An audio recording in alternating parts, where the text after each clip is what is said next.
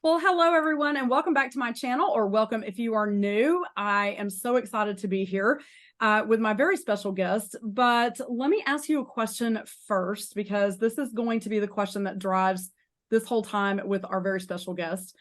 Do you have a dream that you feel like is dead? Uh, I think maybe we could all say yes, but I'm just going to let that live there for a moment and have you think about that while I introduce our very special guest. This dapper dude over here is my brother. Hello. And no, I did not bribe him to be on this channel. No, unfortunately not. Yeah, no, well, check is in the mail. So, Yeah, yeah. everybody, this is my brother, Brad Stanford. And the reason that he is on with me today is because he understands this concept of, is a dream dead? Is it not dead? Is it going to live? Is it not going to live? Yeah. He's got an amazing, amazing story. And as we were having a conversation about, I don't know, 6 or 7, maybe 10 days ago, about this very topic, because one of the things that is overarching in ULA, as you guys know, is, the ULA guys have gone around the country collecting dreams for over a decade on the ULA bus. And so dreams are a big part of what we focus on in ULA. And Brad and I got to talking about the fact that we've heard from a lot of people across the country in ULA that they just don't know how to dream anymore. And we're hearing it especially from men, which I find very, very interesting. That's not an indictment. It's just a report. And so I wanted to get a man's perspective on that. And as things have started to unfold over the last few weeks in Brad's life, he's got some very exciting things he's going to share with you about dreams and whether they're dead, whether they're not, whether we can revive them. We're going to get to all of that. But first of all, welcome, Brad. I'm so glad that you're on this show with me today. Yeah, thanks for having me. It's Yeah. always fun talking to you. Oh, I know. And listen, we've talked about doing a podcast, like podcast on the patio, for a long time, because we happen to Forever. be a fan of My Patio and Chips and Salsa and tea Yes. in Texas. So, who doesn't love that? So I'm really glad we're going to test drive this right now. Let's just see if we're any good. Yeah. Let's just see if we're any good. So We'll probably have to warm up a little bit, but we'll get in our groove again. yeah, we'll get in our groove. So just to remind everybody, so the 7 key areas of ULA are fitness, finance, family, field, which is your career, faith, friends, and fun. And so we're going to talk about at least 2 of these today, right, Brad? If not, maybe 3. We're going to definitely Maybe talk a few. about field. Definitely field is one of them. And then we're going to delve into some of the accelerators and blockers that we face as we're trying to reach our goals and our dreams. And we'll get to those in just a moment. But as we were having our conversation about you becoming a pilot, which is what started this whole thing, Brad's had this dream for a very, very long time, and he'll tell you in a moment about that, about becoming a pilot. And this has just recently happened for you. And first of all, I'm so excited. Yeah, me too. It's nice. Fantastic. But we started to delve into some of the I guess, details behind this long journey. And then you sent me a text last week, and you said that your wife, my beautiful sister-in-law, Brandon, sent you a picture. She calculated how many days, how much time it has taken you, literally days, right, to get to this goal. So do you want to talk a little bit about that? And let's just kind of start talking about your story and how this all came to be. Yeah, so we'll wet the whistle a little bit here by saying that from my first logged flight, not my first flight ever, but my first logged flight with me at the controls to the day that I finished my private pilot's license was 34 years and 12 days. And that's important to us, but 12 is our family number. That's been our number for a long, long time. So that was interesting. And 7 is ULA's number. So anytime we say 12 or 7, we know it's special. Yeah. Yeah. I'd say drink, but I don't know who's listening, Okay. Yeah. Yeah. So that's the little intriguing part, is how long it took. And quite honestly, when you approached me about this, I was kind of curious as to why, because there's a part of my brain that says, well, all I did was wait, right? Like I didn't do anything else but wait. But there is a lot. Now, once we started talking about it, there was a lot more than just waiting. Yeah. And for people out there that are just waiting, I know how you feel. There were the hard part. yeah, there were times where I thought, oh, it's over. So let's just address that really quickly. The way we got here today is that there was a guy a Canadian by the name of Trent. I can't remember his last name. Starts with a D, but his channel is Fly with Trent. On YouTube, I'm always looking at aviation videos. So an aviation video coming up in my feed is not something miraculous. But this one was, am I too old to be an airline pilot? He happens to be 53. I don't know if you know anybody that's 53. Ah, that's Just a so, really good age. just so everyone knows, I'm younger. I'm 50. Yes. Yes, he is my younger brother, but not Yeah. by much. Yeah. So anyway, you know, I'm always on the lookout for aviation videos, and that one caught my eye. And really, my intent was to go watch the video and have him tell me, yes, you're too old, but here's maybe some other fun things you can do with aviation. That was my goal. So I watched it, and he outlined the current market for pilots right now and in the near future. And it's like I've never seen before. We've heard for 20 years that there's going to be a pilot shortage. And the reason is that airline pilots specifically age out at 65. 65 is a mandatory retirement age. So you can go do some other types of flying, but not people airline flying. We have a lot of Vietnam era and boomer era pilots that are forced to retire right now, creating this huge vacuum. And there weren't enough pilots in the pipeline, in the student pipeline, to replace all that. And then you have to factor in who's going to try to do that and wash out, who's going to try it for a couple of years and wash out. There's all sorts of people factors going on in this vacuum, in this replacement moment in time. And so, you know, I've been watching the industry for 40 years now. And yes, that means since I was 11, Dad would bring home magazines from work and all that kind of stuff, and I would devour them. Yeah, pretty much. Well, and we should say our dad was in the Air Force, right? He is a retired Air Force Lieutenant Colonel. So none of this is random. No. It all came from Dad. General Dynamics and Lockheed and all of those, places that he worked. And so there was always aviation overflow, and especially in my direction. After I heard him say what the market was for pilots, that being Trent, Fly with Trent, the light bulb started to go on. It's like, wait a minute, I have not ever seen this in the industry. There's something different. There's something actually real this time, and not just the rumors. So I got a little bit excited. I was like, oh, well, maybe that's going to happen. So I decided to go get my for sure no, and that was asking my wife if we could do this, right? I was like, that is an absolute no. We can write this off. We can be done with it and move our focus on to more important things, right? So her initial response was basically, why not? And, I felt her head to see if she was feverish or anything, and it just didn't make sense to say why not. It was all good. And and up to this moment too, we've had 5 kids. It's always been as long as there's a kid that needs a dad, I can't take those kinds of risks. And we're just about done raising the kids, almost. Our youngest is 12, and so they're all adorable. I love them. Yes, they are. I love it. We are not biased whatsoever. No, I'm not.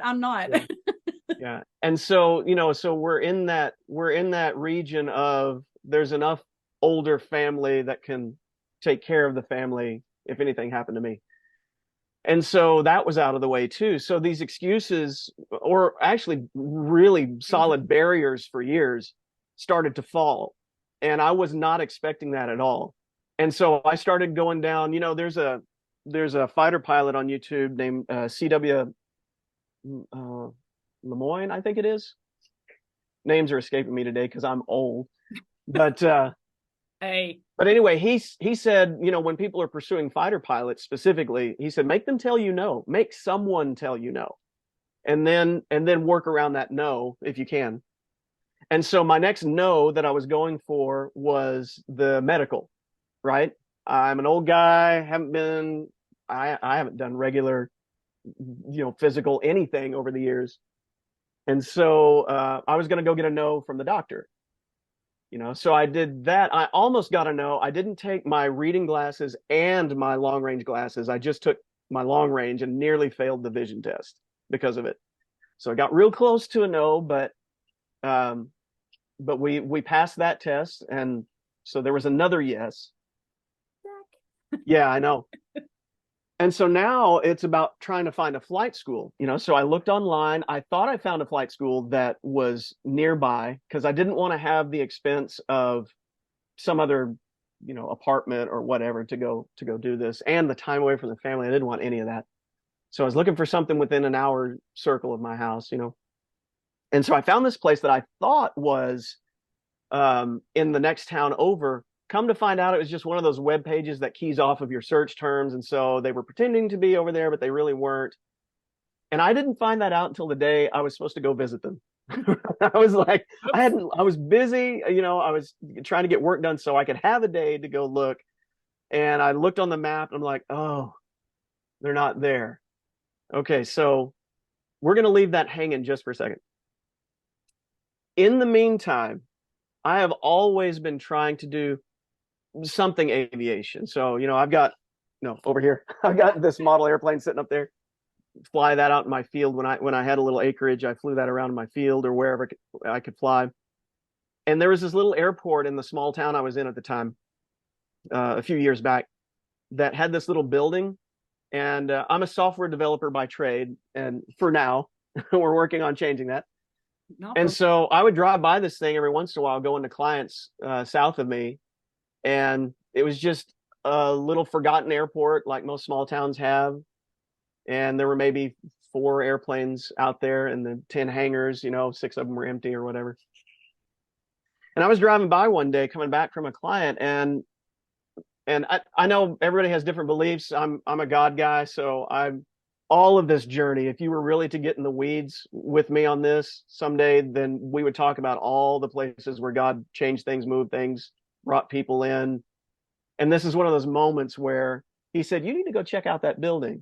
And I was like, okay, the last thing I need right now is an office payment. Like, I'm working from home for the last 20 years. I don't need another expense. And I don't know exactly how he said it, but the paraphrase that came through was just shut up and go look. You know, that's how it came across. Sometimes God is very on point like that, isn't he? He speaks your language. He speaks the language that you understand. Yeah. So I did. I checked it out, and right as I checked it out, they were in the middle of trying to figure out what to do. The city was right in the middle of trying to figure out what to do with this airport because it had been dormant for about 15 years. They weren't sure exactly what to do with it. They were talking to a company that maybe could revamp it and, you know, help rebuild it. They had considered turning it into a trucking school, you know, using the runway, but there would be lots of FAA dollars involved and paybacks and stuff that town couldn't afford. And so so I just kind of, as a citizen, I said, hey, can I try and bring the airport back to life? And they were like, what have we got to lose? You know, just go ahead and try. So I spent 3 years as a volunteer. For the 4th one, I spent with a little bit of payment out there as the airport manager. I set up my software shop out there. And so I was there to roll out the red carpet, direct people into town. Our whole goal was to get dollars out of those airplanes into town and boost the local economy, which I think we were fairly successful at. We started doing fly-ins twice a year until COVID really shut that down. And that was going well. And it was in the middle of those fly-ins that I meet this guy named Sherman Gardner.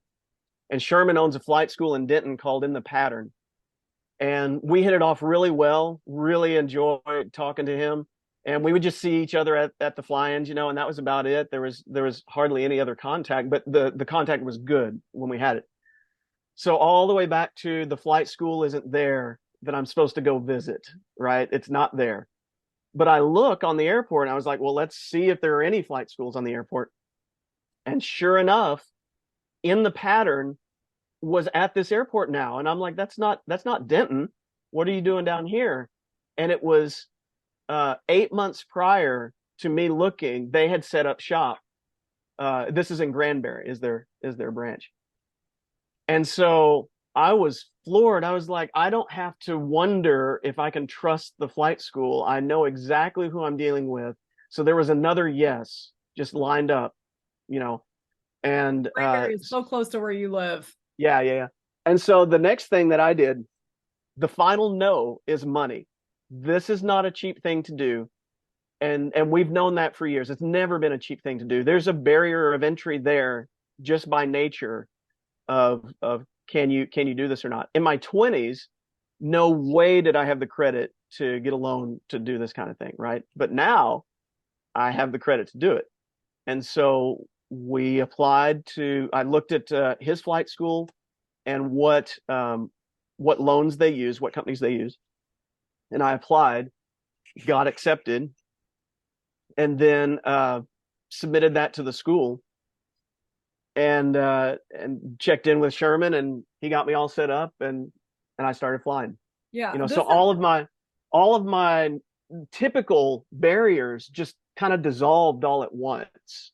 And I quite honestly, I don't have a compartment for that. It's been very, very rare that I've ever seen that in my life or somebody else's, That's what So- happened in my higher education. Yeah. I mean, the doors just never closed. I mean, for 15 years, for those 4 college degrees, it was like nonstop, open door, open door, open door. So Yeah. I totally can resonate. And this has been such an incredible story to watch unfold. I will tell you, I was just making little red marks on the notes Yeah. that you sent me. So in the 7 key areas, you've already talked about 5 of the 7. You've talked about fitness because you didn't know if you were going to be able to do this, right? Oh, yeah, We're talking yeah, about totally. finance. I mean, let's talk about where we're going to get the money to do this thing, right? Because Yeah. most all dreams take money. Let's just put that Yeah. out there. Family, you had family to consider. Like, is this really something that you want to put yourself on the line for your family? Yeah. And then this is your career. This is field. I mean, this is what Yeah. I think you were born to do. And I think the underpinning of all of this is faith, right? Yes. Not only the faith foundation, your belief in God and what he can do for you when you serve him, but also the faith in yourself that you can make this happen with his help. And so listen, so we've only got friends and fun left. Let's just keep talking. Maybe we'll hit those two. I know flying is fun for you, right? Yeah, it is. We'll talk about that in a second. Yeah. Friends, I mean, making friends with Sherman was part of the deal that got me here, right? Right. And maybe we should do a little shout out about networking here. Yeah. And a lot of times we think that's going to the little shindigs that are put together on purpose for networking. That's not necessarily it. I heard a great phrase from a guy the other day, and he was talking about flirting. And he said, instead of trying to be influential in the moment, you need to flirt with the world constantly. It just needs to be your character, your lifestyle, so that you're friendly all around, you're engaging all around. You don't treat anybody different because they look different or anything like that. Everybody gets the same treatment from you. And when you flirt with the world, when it's time to really turn it on, you're already in the groove. You're already in the mode. Mm-hmm. And so, it's in the line at the grocery store or somebody at church or wherever you are, that you run into somebody who's in the industry that you want to be in. And you're ready on the spot to say, "Oh, hey, I've got a couple of questions for you if you don't mind." And usually they love to talk about whatever they're doing. Yeah, ask away. At least pilots are. I don't know about anybody else. Right. No, I agree with you. In fact, I mean, in this whole online world that I've been living in for the last 3 years, I don't necessarily want to be an influencer, but people who are influencers, people who do run their businesses online, they have that same mentality, right? Like when I moved out of higher ed into this world during the pandemic, my ideal customer avatar, or ICA as we call them, they were my students because that's who was in front of me. That's who my audience was. Well, that shifted. And, you don't just shift from having a built-in audience to, not having one in this online world. I mean, that's kind of what you do shift to, is you have one and then you don't have one in the online world because it's so different. And so you spend that time, visible, so on social all the time, just building that, what we call know, like, and trust factor with people. Yeah. And, sometimes you see results from that and sometimes you don't. I will say that all the time, if you're a positive influence in this space, because there's so many negative ones, if you're a positive one, then I think that you are impacting. It doesn't really matter who's buying from you and who's not. You are putting your message of positivity and good stuff out into the world. And I think that's a deposit that needs to be made more. You know, Yeah, that's a good point. That's something that you get a return on, but at the same time, if you're doing it to get the return, you undermine yourself. It's so weird, right? yeah, yes, totally It agree. has And to it's a be paradigm I can't wrap my brain around. right. Well, it's like planting a seed and trying to force the seed to grow. You just have to put it in the ground and Yeah. trust that it will grow where it's supposed to grow. Okay, Seth And so, Godin. So we were just talking about him, right? I mean, yeah, listen, yeah. I have said multiple times in meetings and on this channel, and this video is not sponsored, but I am such Yeah. a fan of Seth Godin's book called The Practice. And he talks about this idea of creatives like us shipping our work out into the world, regardless of what the outcome is. He says the Yeah. outcome is none of our business. And That's so good. again, run to Amazon. This is not sponsored. I get not a dime from this, but I'm Right. telling you, if you are a creative, or if you've got a dream that you think is dying or is dead, go get that book, because he will show you why it's important for you to just ship that product anyway, or ship that idea anyway. So yeah, it's important to keep moving, right? It's important to keep moving. Yeah. So, Yeah. so at what point over the last several weeks did you really realize this was going to happen, right? Because I think sometimes we operate in the state of shock or denial. It's like, yeah, I'm kind of doing this, but I don't know if it's really going to come to fruition. Did you have those moments? And then what was that moment when you realized this is done? Like, Sure. Quite honestly, it was when I passed my check ride and the guy said, "Congratulations, you're a pilot." That's when I knew it was okay. Like this whole time, it's been since I think I started the process in June, started flying at the end of July, and it was, what, 3 weeks ago or something like that I got my what was the license. date? Do you remember? September? Oh, I don't know. It was all a blur. It was Yeah. Well, I've got it it was in in here September. somewhere, but I think it was Yeah. like September 12th or something like that. But I remember, yeah. Yeah. So that's when I realized, okay, this is a thing. Up to that point, it was, what's going to stop it? Now that we're completely invested, do I lose my health? Do I lose? Does the world crash? Does what's about to happen? Does the other shoe drop, kind of thing? What no did I not think about? But I really didn't dwell on that because even though, so going way back in the past, I had 50 hours of flight over those 30 years that I've logged. It was never enough in a row to do anything with it, right? It wasn't, and I didn't have enough of the ground. I take that back. I did ground school for my airline for my airline dispatch license. And I said airline transport because airline dispatchers are captains on the ground. They monitor airline flights, and if there's trouble, they communicate with the pilot on what to do about it. So the idea here is you have access to all the publications about the aircraft and everything else, and you're in a calm place. Your rear end's not strapped to the jet, and so you can think a little more clearly and help the pilot get the information he needs. Other than that, you're doing weather briefings and flight plans and all of that kind of stuff, right? So that's a dispatch license. So that was full on ground and training, the same training that an airline pilot would get, except without all the flight time. So it was pretty rigorous. Now that was back in my 20s. All of that knowledge was up there somewhere, and over 20, 30 years, some of the technicals had changed, so I had to learn that. But coming back to the cockpit after all that, I thought I was going to take 10, 20 hours, knock the rust off, and be back in. It took me, it takes 40 hours before you can qualify for a private license. It took me somewhere around 52. And that was frustrating. That was so frustrating. It's like, I know this stuff. I had to keep telling myself, you knew it then, you don't know it now with this life experience, with the stresses that you've had, with the health that you have now, whatever that is. You are a different person. And I think there's a little side conversation to be had maybe later about every 5 years, you're a different person. Yeah. So as you're pursuing a dream, you think, I'm going to be this dude right now, 10 years from now, doing such and so. And you're not, you're dead. This guy right now is dead in a couple of years, 5 years maybe. And a new guy has come on the scene with all those. Folks. Not physically. Not physically, no. But it might as well be. You look at, yeah, it might as well be, because you look at the pictures and go, who was that guy? Right. I don't even recognize him anymore. Right. Yeah. And so you are not going to have the exact same set of friends, the exact same finances, the exact same family. You're not even going to have the exact same faith by the time you get there. You may be completely done, exhausted. I got in the cockpit at this age, and it wasn't fun right off, because I'm thinking reliability, maintenance. Who is this young instructor? Jeff, yes, you are young. He's 28. Anything younger than us. Anything younger than us is young.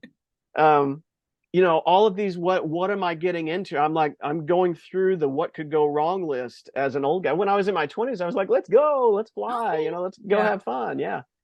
And it was not fun right off. And I hardly use the word fun now with it. That's mostly because I've only been training, right? I haven't taken an airplane to go somewhere and have what we call the $100 hamburger, right? By the time you get there and fly back, you've paid $100 in fuel just to go get that hamburger. That's why it's called the $100 hamburger. Yeah, no kidding. So I haven't done that yet. Haven't done the fun things yet, because I've just been in go mode. Right. Well, so and that makes sense for your safety too. I mean, yeah, totally. You got to be focused. There's so much good stuff here. So to your point about people changing, yeah, that's why we have Ulapalooza every year. This is the last year that I'm aware of. Well, I can't say that. I do know that the space that we're meeting in Nashville is shifting, and I just don't know what the future of that particular space is going to be for us. But that's what we do. We come together as an ULA community, and it's not just coaches and ambassadors. It's anybody who wants to come, who's interested in this personal development space. And we go from year to year to year, looking at those goals in these 7 areas, which, encompass life basically. And, we do find that we're different people when we go from each Ulapalooza. And I would say that if we don't find that we're different people, we're doing something wrong. Yeah, I would say that too. You should be making those incremental shifts. And that's what goal setting and dreaming is all about. I was just having this thought this last week as I was laid up on the couch because I've had something going on, but I was thinking about the fact that what was I thinking about when I was in my early 20s, and realized that I probably needed to go finish college, and that I probably needed to focus on something like to do with my life. And, and that what was so interesting about that thought is that excitement about the blank canvas came rushing back. Like I remember vividly what it felt like to look at other people and see that they have gotten to where I had already wanted to go. And now at 53, I look back on those years and I'm like, I'm that girl. God allowed me to do this. And there's one vision in my head that is just so profoundly interesting. I used to work for Cook Children's Physician Network, and I was one of the cubicle people, right? Like that was me. Yeah. I had to pay the bills, and I was in the cubicle. But they had these wonderful glass offices out in front of the office space where we were. And there was this one lady who was a consultant. She would come in. She had her own space in that glass office facing out. Yeah. Nobody else had the window. And it was the high-backed leather chair that she on. Right? Yeah. So as I would walk by her office, little miss, I don't even have a college degree yet. I would walk by her office knowing she was a consultant, knowing she had, control of her day. And she was sitting in this lovely chair with this beautiful view. And I'm like, that's her. I still remember her to this day. And that's been 30 years, 30 years. And so that was the vision that I had in my head. Now I had no idea where I was going to go from that. I had no idea that the things that have happened to me were going to happen. And I have had a much bigger life than that leather chair, but that was my leather chair moment. Right. So what was your leather chair moment? Like, did you have that moment where you were like, that's it? And was it early on or was it later on? Did the dream shift that much? So many questions. Yeah. My leather chair moment wasn't exactly like that. It wasn't the thing that said, oh, I have to do this. It was the moment that I said, I want to do that one day. There's a little bit of a difference there. Because I guess my version was a little open-ended. Like I had a smaller box to check on here, and you'll understand when I say this. So the first place I took flight lessons. Oh, check this out. I have a visual aid. Maybe we'll scan that in. My lovely wife took that picture of me landing at Hicks Field in Fort Worth. Look at that. That was in my first 3 hours. she is a talented photographer on her own. Very, By the way, nobody very. she doesn't run a business, but I'm just telling you, she is a very Yeah, talented photographer in her own right. So yeah, that's a great picture. yeah. So that's one of my first landings. I'm sure I had almost nothing to do with controlling that airplane at the time. That was all the instructor, but it sure makes a nice picture. It sure felt Um, good. so at this it was a little airstrip back then. It's all grown up now because Fort Worth has exploded. But Mm-hmm. at the end of the runway, you drive in from the street and you're looking down the runway. Mm-hmm. Okay, and so there's a little fence there, and you got to turn. So I was waiting. I don't know how to do this. I was waiting to leave. I was in a position to be right at the end of the runway as an airplane was coming in. It was a little traditional yellow Piper Cub. If you don't know what that is, go look it up because you'll say, "Oh yeah, that's the airplane I've seen in every picture and every movie and everything." Right. So I'm looking up at him coming in right as he's maybe 50 feet up, just about to land. So he's coming in like this, right? Runway's over here. He does this. And he sees me. Right now, all the flights I've done, I've been like, I'm really focused until recently. Right. But at that stage, I'm a teenager. I'm 17, 18. And he looked at me all calm and looked right back to what he was doing, landed perfectly. And I said, that's how relaxed I would like to be in the cockpit. That's what I want. Mm-hmm. I want to be that confident. Mm-hmm. I told my instructor that story, and he said, careful, because there's a fine line between confident and complacent. Right. And I was like, ooh, that's good. Yeah, that's a really good word. good. That's a good word. Yeah. But the confident side of that, I know what I'm doing. I can pay attention to everything that I need to pay attention to and notice details as I'm doing it. That's what I wanted. So that was my moment. And that stayed with me this whole time. Oh, wow. I always remember that guy looking at me. Yeah. So mm-hmm.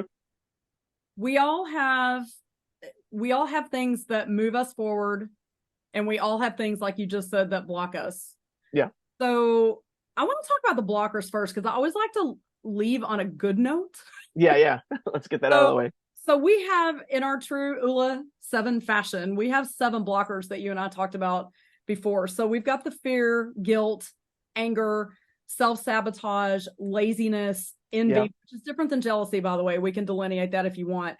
And then the last one is focus, which is a lack of focus or misdirected focus. As you've had a chance to think about this over the last week since we've talked, were there any of those blockers in particular that you can look at and go, that's what held me back? Or maybe some of us have 2 or 3 or 7. Oh, sure. Or, are there some that you can identify? It's like, what depends on the day, right? Right. Yeah. But, So I'm not much of an anger guy. That's not one of my go-to emotions very often. I'm hoping that stays as I get older. I'm hoping that resistance doesn't wear away and I become just an angry old man.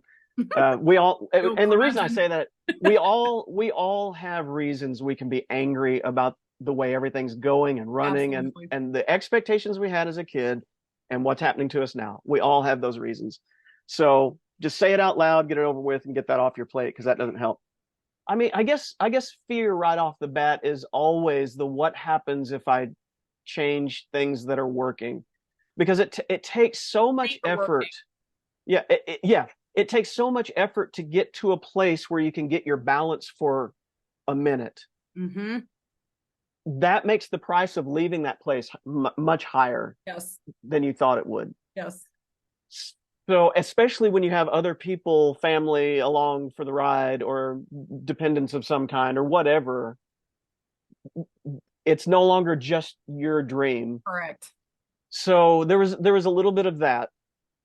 There is, this is an odd one for guilt maybe, but there is this thought of, this is a lot of money. What else could it have been spent on? This kind of, the backside of that question is, how much sacrifice can one person make? How much sacrifice can you make? Mm-hmm. Are you going to sacrifice your entire life for somebody else? It's noble. There's nothing wrong with that. Many people have done it and been happier for it, but am I going to give this up for something else? I'm still raising kids, you know. I don't have 5 college funds for 5 kids, you know. Maybe I should be paying for their school and not mine, you know, stuff like that. Mm. Those are going to come up. Laziness is easy, especially for guys. Um, the world is so hard. You kind of alluded to this at the beginning, and I'd like to flesh it out just a little bit. As much as there's controversy around the subject, guys are hurting right now. Yeah. Like if you look at the stats, I think the last one I found was 75% of suicides are males. 18 to 35. Yes. Yeah, yeah, Young men. yeah. Young And men. so what is a man? Why should I dream? Why should I put energy into something if I'm happy with Doritos and Xbox? Yeah. You know, Yeah. yeah, and Mountain Dew. Let's not leave out the Oh, trifecta. let's not forget Mountain Dew. Yeah. So why should I go risk anything when I'm comfortable? Because quite honestly, our society says go be happy. Well, I'm happy. What else do you want from me? You told me to be happy. I'm happy. And I have simple pleasures. You've always told me to have simple pleasures. So what do you want from me? Why should I have ambition? And Now, society is very challenging right now. So to be yeah, happy in a challenging society makes yeah, people feel good and psychologically grounded and balanced. And so why would you yeah, want to rock the boat if you think you're doing okay? But that's the thing. You think you're doing okay. Are yeah. you really? Are you really? Yeah. So that's another conversation for Yeah. another time. You know, to have ambition. Now, let's be clear. Both you and I are Gen X. Mm-hmm. That makes a big difference about Mm-hmm. internal drive and what our expectations of the world are. And what you know, part of this is coasting on the rocket fuel that we had as kids. Let's put it this way. We were told go to the moon, and really the best we could do is maybe get into orbit. Some of our friends got into orbit. You know, most of us maybe went up, and now we're on the backside of life, right? The rocket fuel has run out. Right. And We so, need to refuel. yeah, but we're coasting. We're coasting on that. We got a lot of that as kids of go do it. You know, go pull yourself up by your own bootstraps, which you can't do. Especially in Texas. Right. Well, I'm just saying it's a Yeah. cultural thing. It's a cultural If you're thing. not from Texas, you probably won't understand that particular metaphor, Yeah. but it is very pervasive in this state, which I'm not saying one way or another about it. I'm just saying it's pervasive in Right. that it's a thought process. We're the old west, right? Especially here in Yeah. Fort Worth. So we have ambition built into us. Yes. By the time I was, well, let's go back to 3 years old. Dad built one of the first almost ready to fly model airplanes. You didn't have to put every last piece together. It was some foam parts you put together, and it was a really beautiful airplane called the Lucky Fly. And he had it out on the driveway, and I have the 110 camera image of my Fisher Price jet sitting Yes. next to his airplane on the driveway, because I had to have my airplane in the picture with Dad's airplane, right? And so Mom probably still has that. yeah. I was four because we were already at the Arcadia house. Yeah. So early on, I had that decision that there was something about flight that I loved. But we do have this problem nowadays when it comes to ambition of what am I even pursuing? What am I doing? Yeah. There are so many things. We're exposed to so many options that it's very, very difficult to choose. We're just overwhelmed with options. Yeah, I totally agree with you. Okay, accelerators. Let's talk about that real quick. So we have gratitude, Okay. we have love, we have discipline, integrity, we have passion, we have humility, and we have wisdom. I laughed at humility. One of those really, again, jet fuel, rocket fuel pushed you towards this goal of being a pilot that you just recently achieved? So I laughed at humility when you read it, because that's a big one for me. I was very proud, very arrogant. I can still go find some friends from high school and say, hey, was I arrogant back then? And they would say, oh yeah, Oh, totally. Yeah, completely 100% arrogant. Humility, once I got out of the house. So first of all, the failures started happening sooner rather than later. I barely got out of high school graduating because I'm I am wired to not like authority. Correct. And I Won't had my deny that here. run-ins. I wasn't in trouble with the police or anything. I had more political differences Right. with how the system was built, why it was doing what it was doing. And of course, we had boomers for teachers and principals and stuff. So that generational conflict was just, you know, fuel for my fire.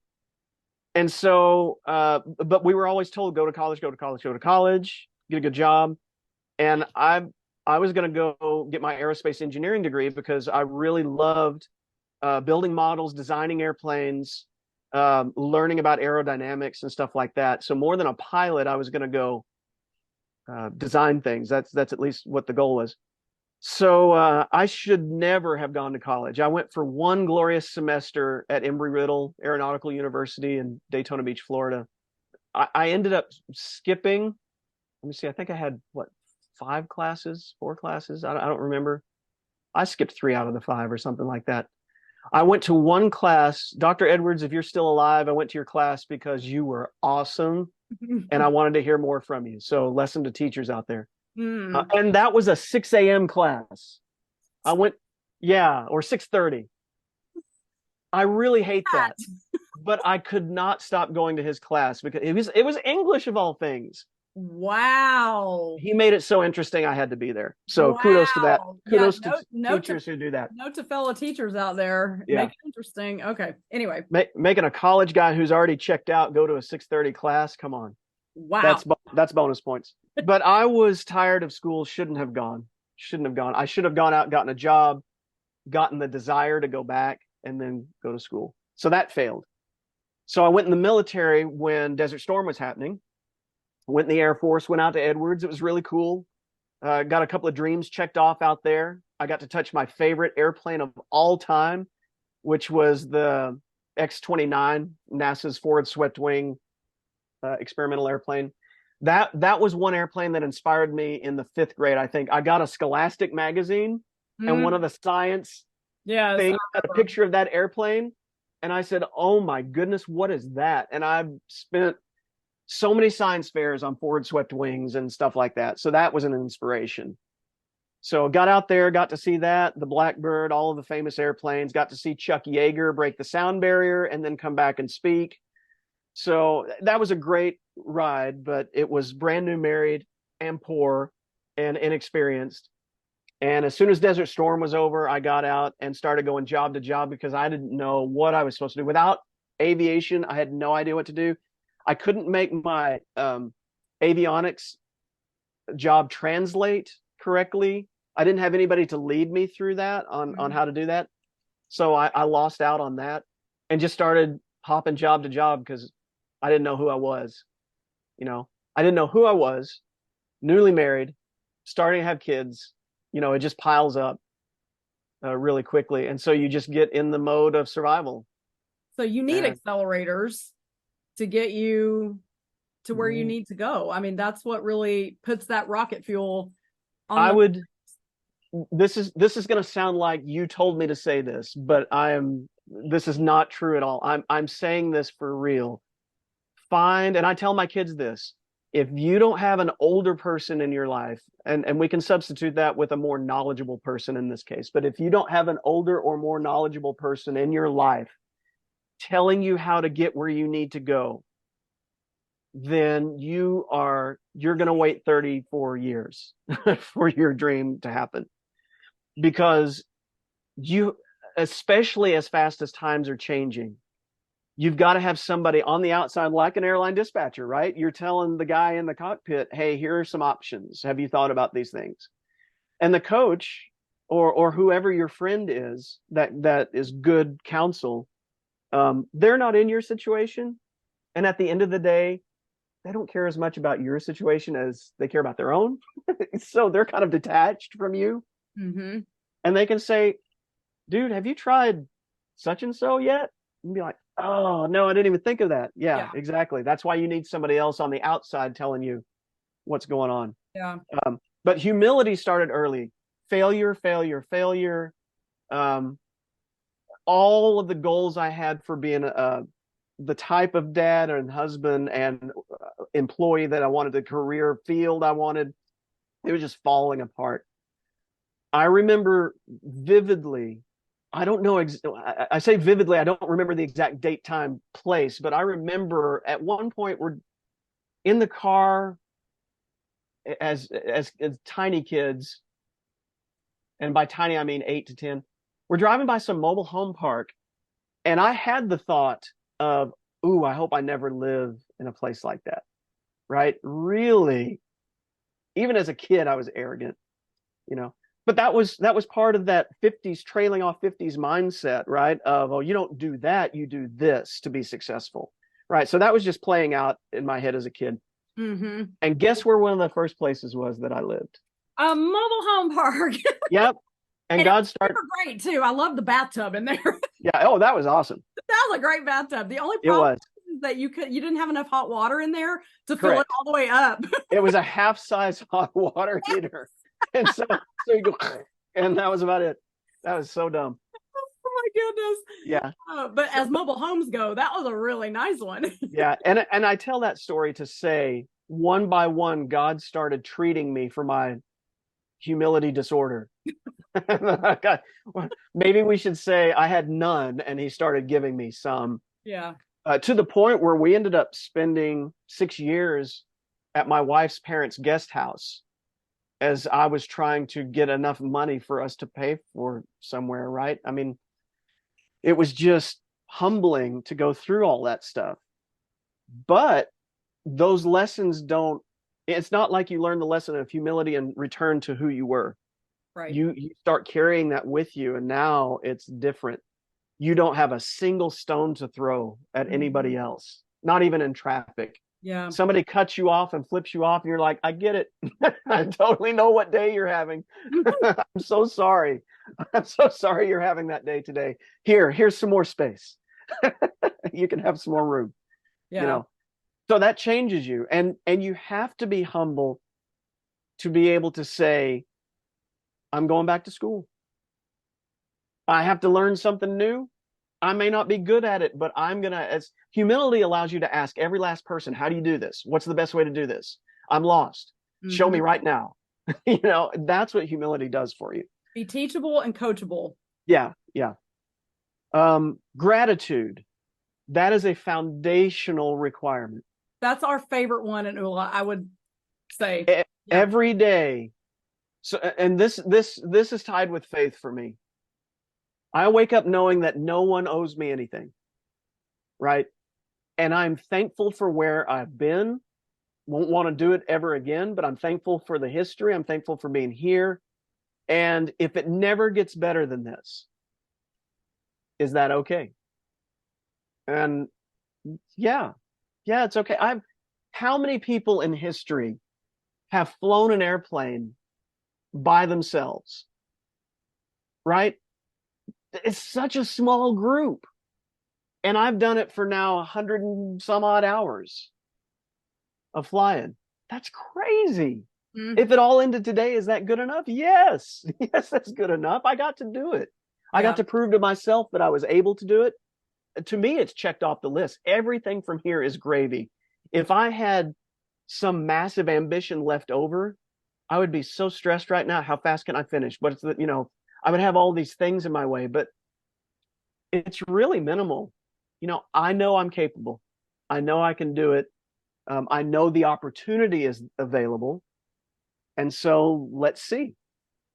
And at the end of the day, we had a great time figuring it out. You know. Yeah. So let's talk about love for a little bit, because that's one of those words that different, 10 different people give you 12 different answers kind of thing. So misunderstood. It is. So when I was in high school, I wrote down the 5 most important things to me. I think I was 16 when I wrote this list down. God, love, humor, and then music, and then flying.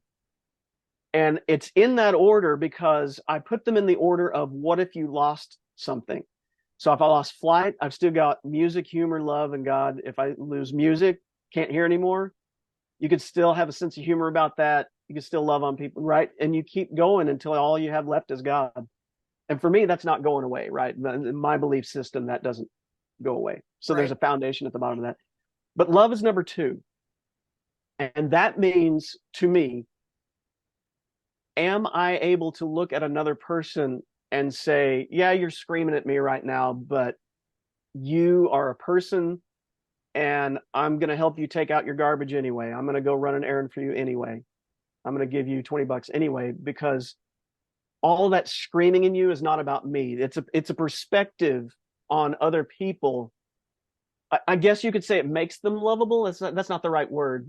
Help me out here, but it allows me to think of other people as lovable when they're not, because one day it's going to be reversed. I'm going to be the screamer and I'm going to need the love, right?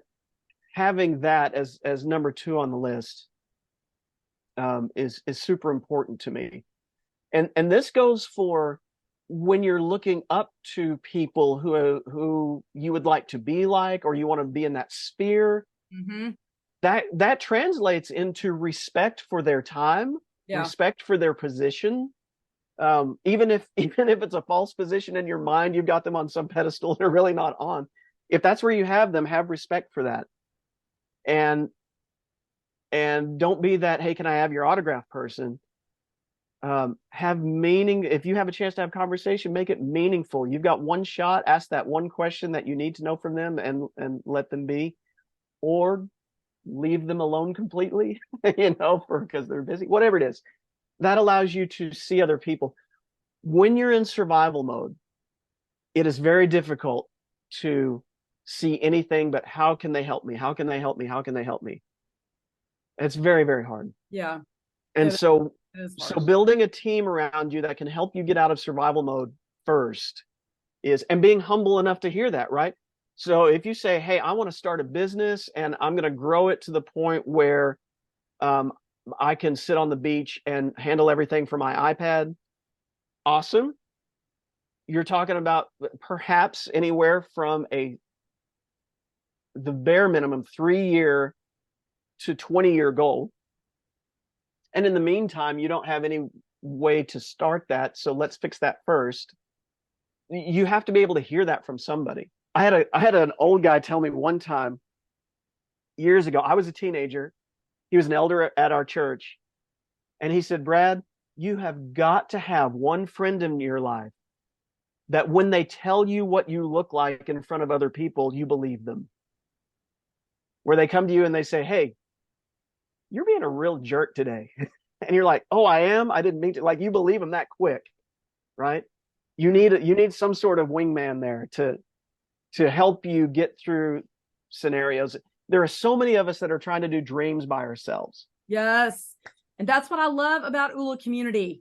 That is what I love. And when people actually join that ULA community formally, and this is not a sales pitch, I'm just saying this, when they actually join us formally with that disruptive digital product that we have, they get the ULA community with it. And they get the inner circles, and they get the training by Dr. Dave and Dr. Troy.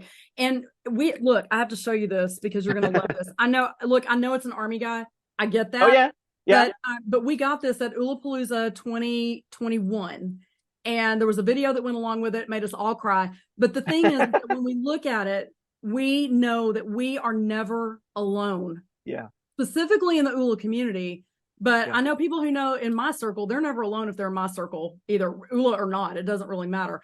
And so listen, we were not created to live life alone. We were created to live life in community.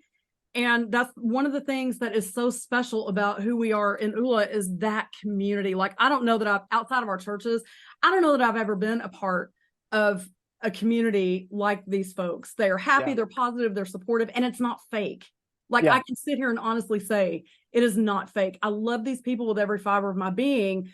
And, the first ULApalooza I ever went to was that one in 21. And as you know, I was dealing with potential breast cancer. We didn't know. Like, I went to ULApalooza before the biopsy, not knowing what I had going on.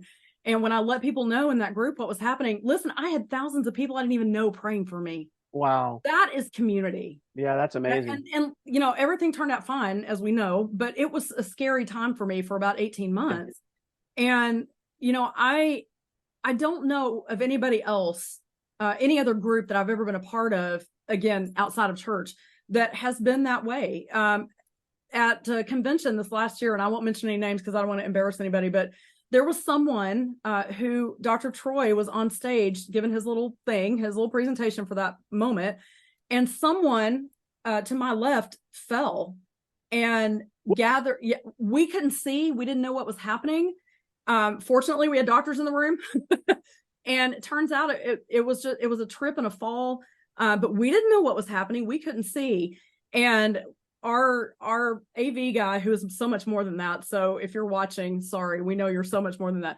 He came to the front of the room and he said, "We need to stop and pray right now." Oh, wow. Wow, that's awesome. Where else does that happen outside of church community? So when we talk about this togetherness and living out your dreams and not letting them die, and that is so incredibly important, folks. You can't do this by yourself.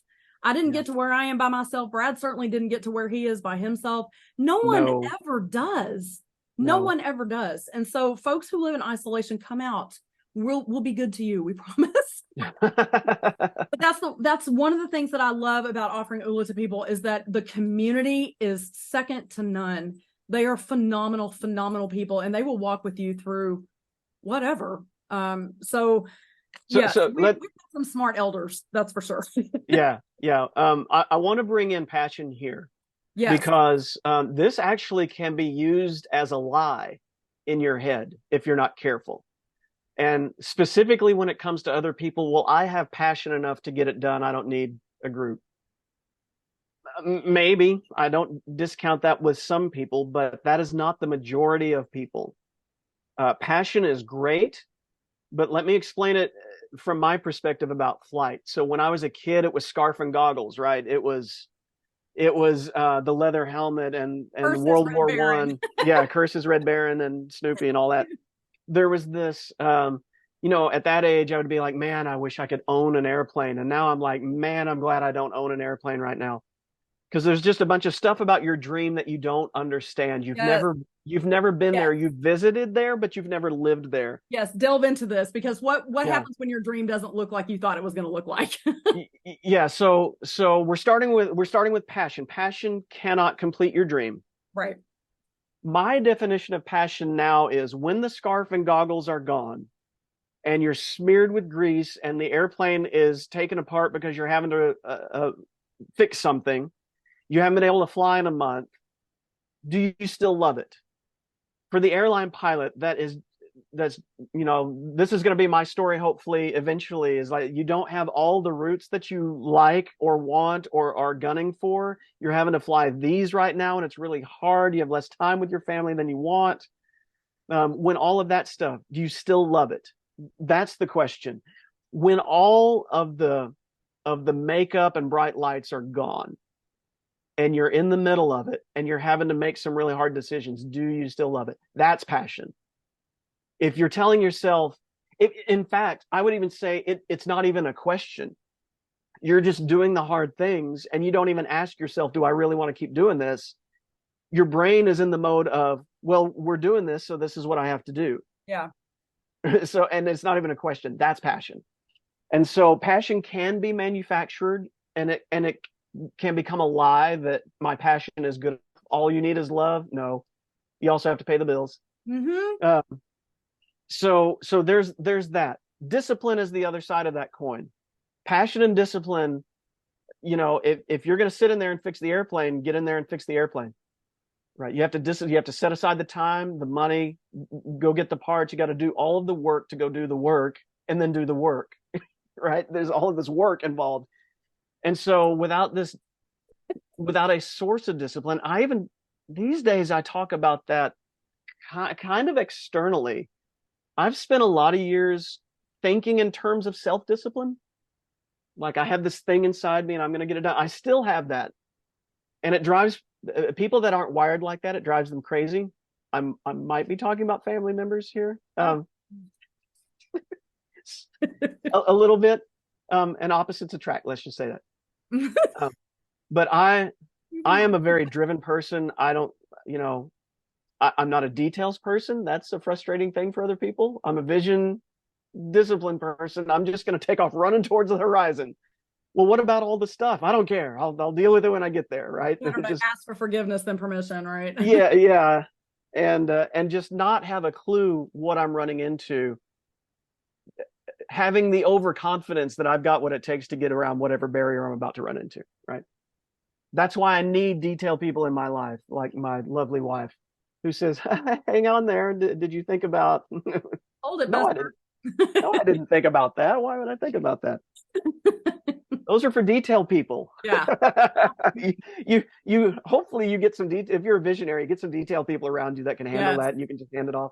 Yes. But they'll be the ones sweating, not you. You'll be over there, all happy, and they're like, ah. Yeah. Yeah. That's a long story. We should probably.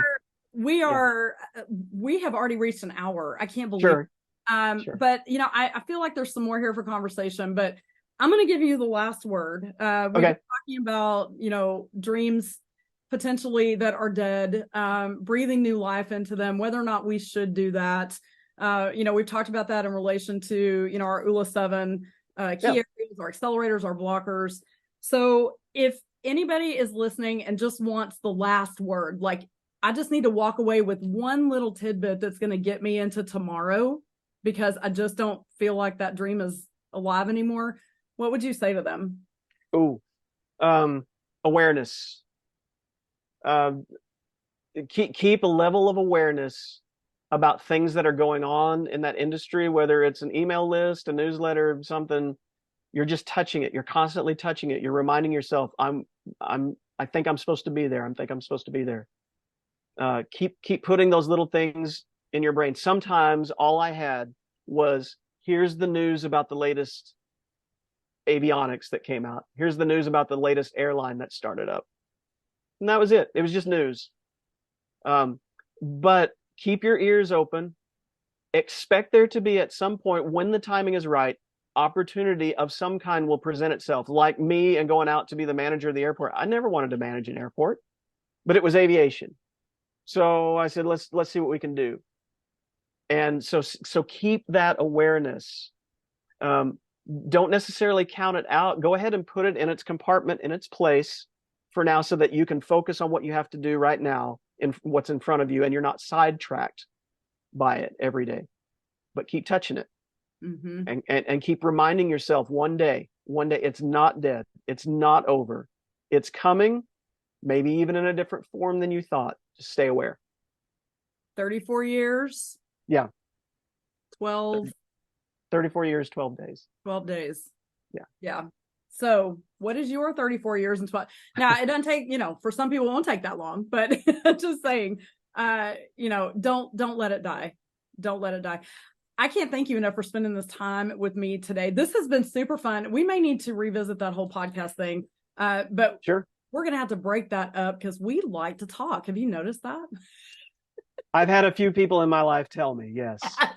Me too. I'm still not sure I believe them, but I've been told by a lot of people. Oh yeah, me too.